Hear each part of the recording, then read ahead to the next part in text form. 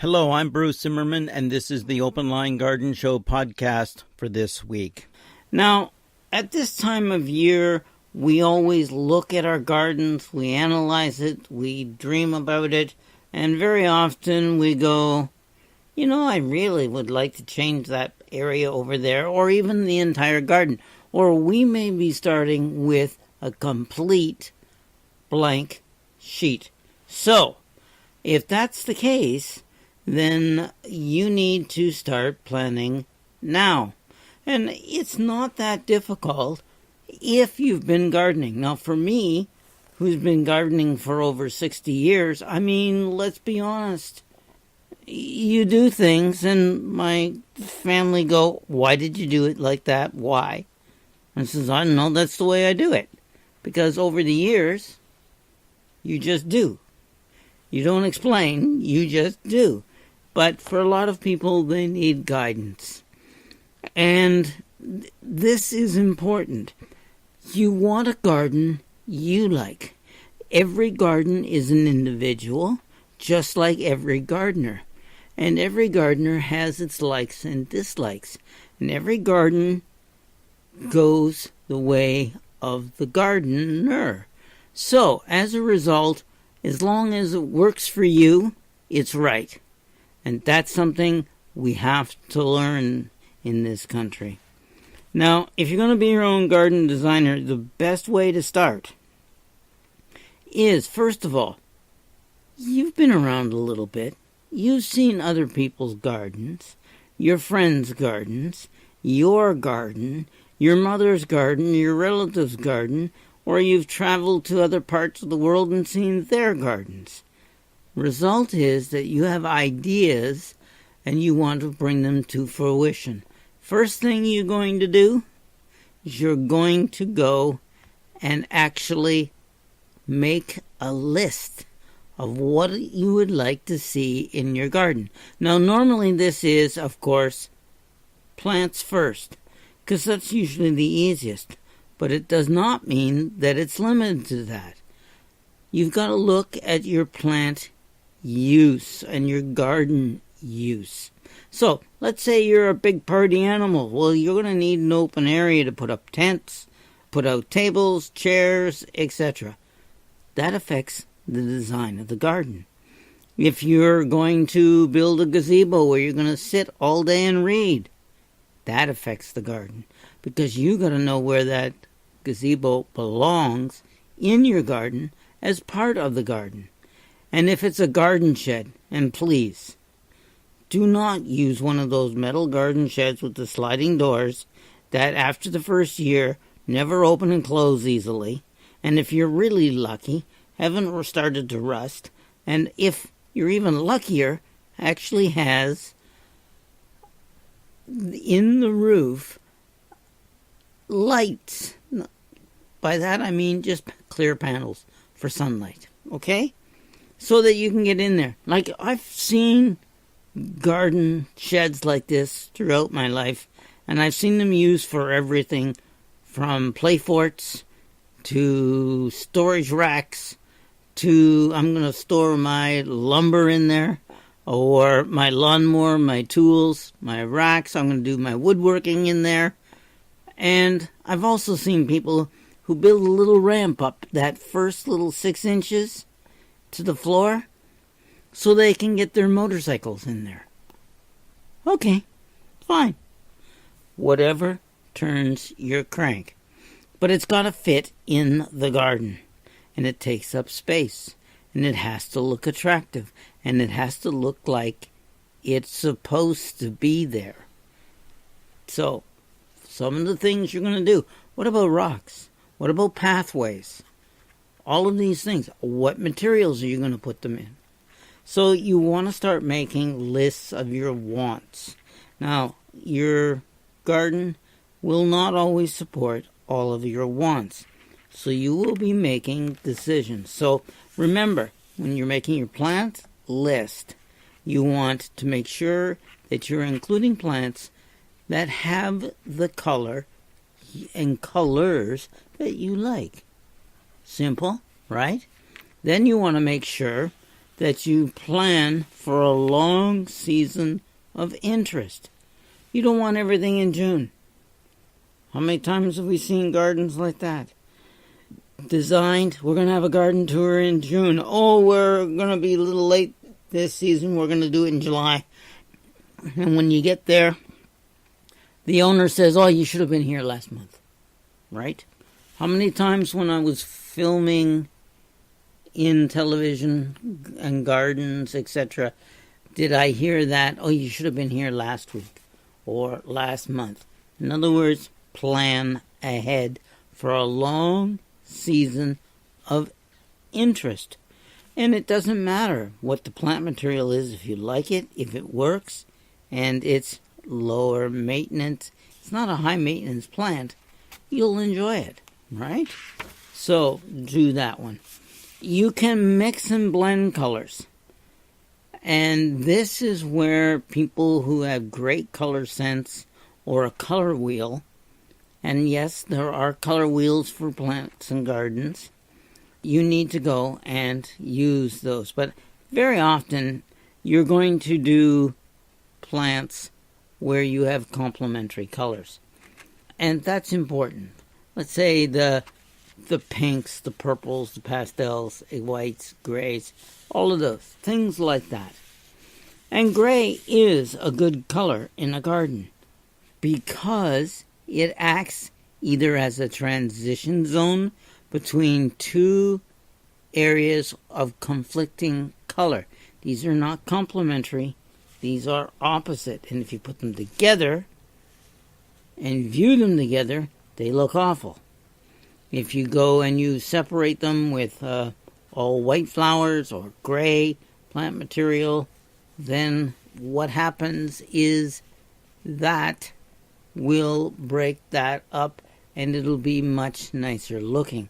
You can also use gray to complement colors such as white, purple, pink, red, orange, and of course all your pastels.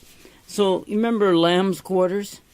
Even though lamb's quarters is a plant that's green, the indentum is either a white or a white silvery white, and it's very pretty. The flowers are usually on the bluey purple side. So, depending on slight varieties, you may have to consider that. But why can't you go in and put in Perovskia, which will give you that blue and later season color?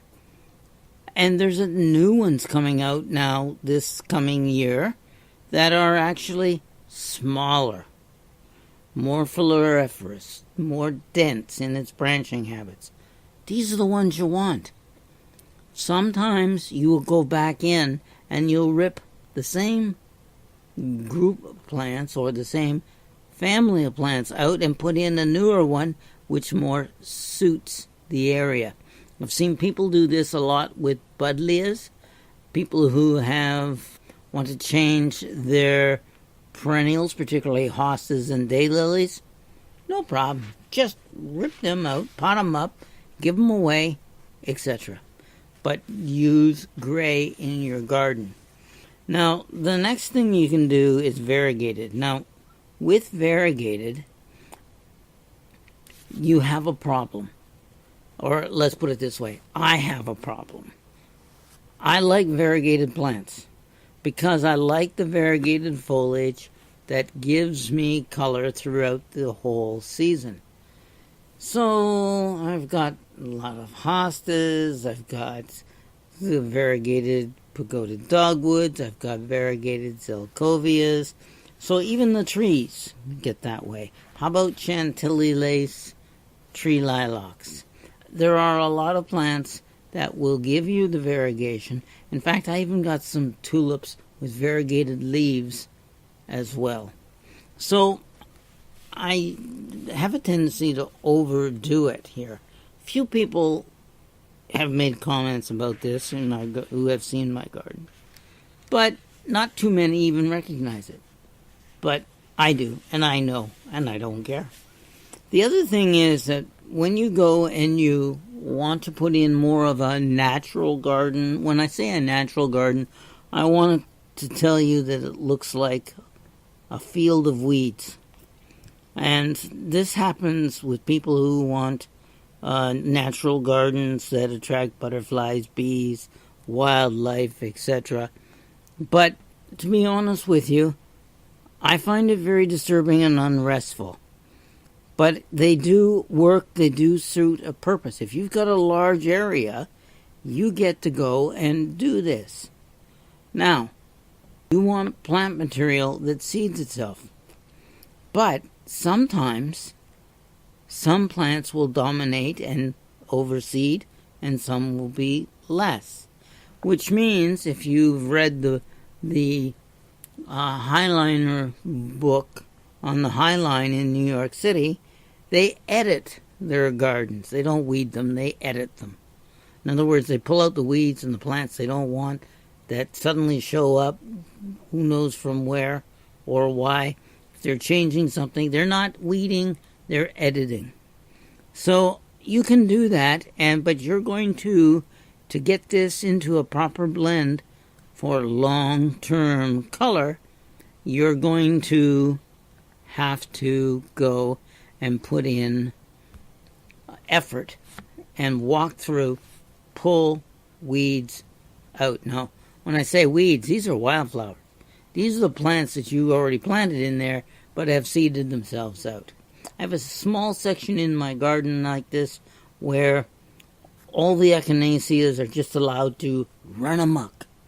And I get slightly different colors, different heights, different blooming times, all in this area from the same bunch of plants, and I just let them go. Doesn't bother me, because I have other plants around it that push. In other words, they actually go, and the echinacea actually comes through onto the plant. And I've actually had people who don't know any better who think that the echinacea is the flower that's on my perennial hibiscus, which is next door to it. No. When you do go and commingle the plant material, you have to know what it's going to look like when it's not in flower. So sometimes texture, color, etc.